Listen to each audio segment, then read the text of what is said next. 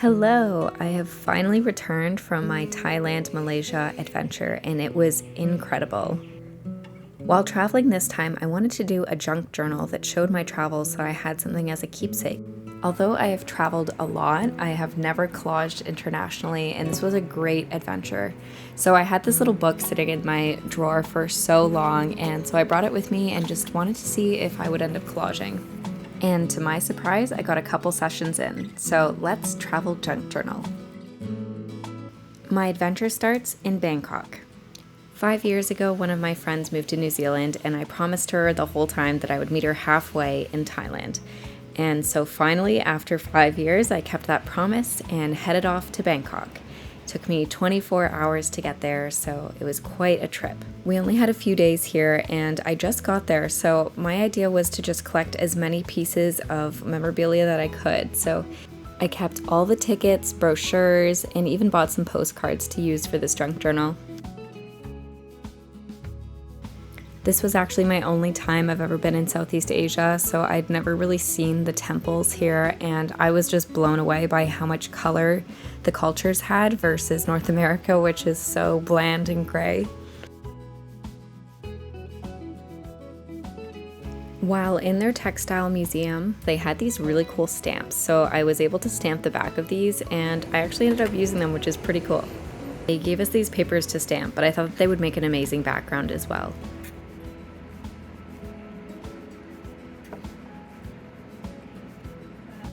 On my first day, we headed to the Grand Palace grounds. It was truly beautiful, and it was kind of interesting to see that there was some British influence in this palace. One of the hardest parts of traveling abroad was not bringing my scissors with me. So I had these little dinky pair that were in the kitchen that we were staying in, so this is the only pair that I was able to use. It was also surprising to me to see the lack of media. I really thought when I got here that I would find like some old antique stores and I could find some really interesting old papers, but these things just really didn't exist. So maybe that's a North American thing of being a pack rat with papers. I even looked for just like newspapers or any sort of media pieces, and I just couldn't find them. So maybe I was in like a touristy area, so they just assumed that they didn't want to sell them there. But yeah, it was just kind of interesting to see that. So having not really figured out where to find media pieces, I really struggled a little bit with the Bangkok part of this because I just didn't know where to get them yet. But I did my best, and I really was creative, I think, with using the stamps and finding different little pieces within these different pieces that I had. Like, for example, that ticket, I really used like a lot of it.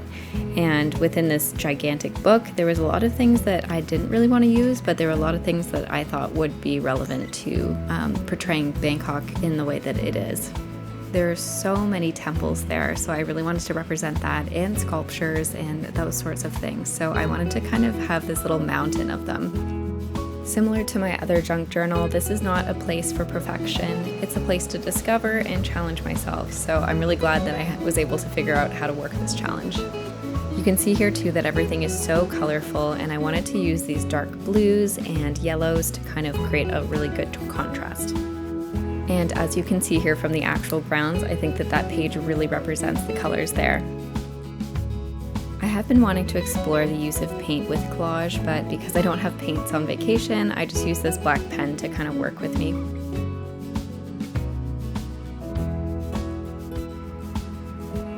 So here it is, page 1 is complete, and we can start all the rest of it. After a few short days, we said goodbye to Bangkok. Our next stop was Chiang Mai. A lot of people told us that it was important to take the overnight train to get the experience, so we looked into it and booked the wrong day, so we decided to book an overnight bus instead. So basically we drove for 12 hours north, and it was just an overnight bus, so I slept most of the way. Now, I don't want to pick favorites, but I do think that this was my favorite part of the trip. I was sad to miss the Lantern Festival as it's in November, so I just used this as a quick background and found this like beautiful little poem about Chiang Mai, and I wanted to use my ticket from the bus, so that's on the left side here. And then I put the icons for jiu-jitsu and elephants, and even put the one for Bangkok since there's a big river with a ferry. Along every highway there are tons of temples, so I added those as well. This first collage session was in Chiang Mai and I loved this setup. We wanted to live authentically, so we lived in an authentic Thai home and it was just incredible. It just felt like a little jungle of our own. Now we're quickly going to do a reverse because I was able to find more content from Bangkok as my friend had collected some and forgot about it. I cut out the area that we stayed in, which was Khao San Road. I think that alone will save the memory of it since it was such a busy place. I really didn't take too many photos as I was overwhelmed. I got so lucky with this little booklet. I loved the textures in it and I loved these little images, and I will definitely be using those throughout this junk journal. I was so excited to find these pages of the floating market because we went on a day trip to a floating market and got this like boat cruise.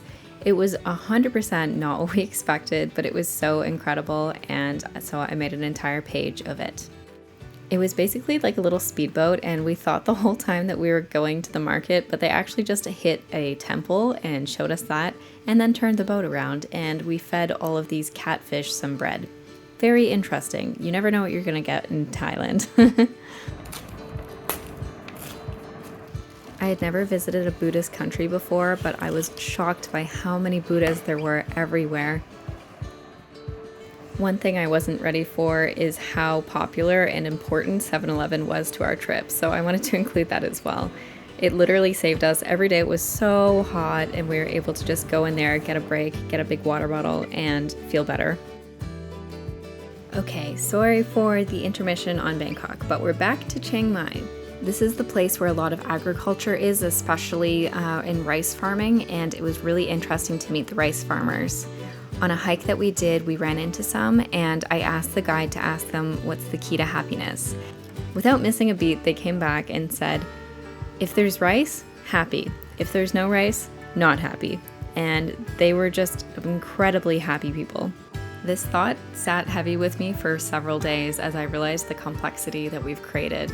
These people lived free off the land and just harvested the rice and then would sell it for a very small amount and traded with other farmers, and that was kind of their entire life. It was cool to see how simplistic they lived and how happy they were. The Chiang Mai area used to be a kingdom called Lana, so I wanted to represent that in this piece. From what I was able to translate, it looks like once the last king died, the last princess went into hiding and the kingdom was turned over to Thailand. The name Chiang Mai comes from the new city, which is funny because this city is ancient. It was really interesting walking around the edges of the city as it's a perfect square, and you could see that the moat surrounded it, but some places the wall was no longer there. Now, if you've been to Chiang Mai, you know that the White Temple is actually in Chiang Rai. We did a day trip that took 3 hours to get there, and it was to see the White Temple, the Blue Temple, and the Black Temple. These temples are different than all the other ones because they're actually contemporary art pieces that have been made recently. The White Temple is meant to represent heaven, the blue one is meant to represent earth, and the Black Temple is meant to represent death. So it was a little bit weird. There was a lot of crazy things in the Black Temple. I got a little stumped on this page, so I'm definitely going to come back to it next week.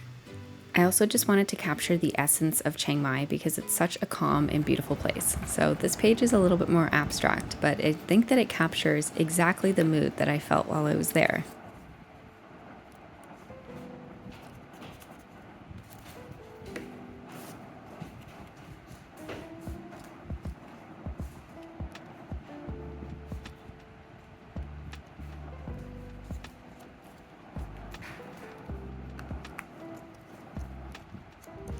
Now, let's look at all the pieces I had versus what I made. Also, I'm just going to say I'm very excited to do the cover eventually, but we've done a couple pages so far. When I first knew I was going away, I knew I wanted to do something artistic on this trip that I could share with you guys that wasn't just like a travel vlog, and I think that this is such a great way to do it, and I highly recommend other people doing it because I feel like this is a great thing to look back on and show and keep your memories in.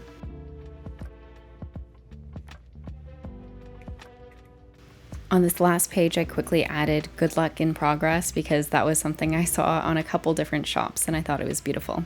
Well, that's all I was able to do on the trip, and I'm definitely very motivated to finish this piece, so stick with me and we will finish it next week.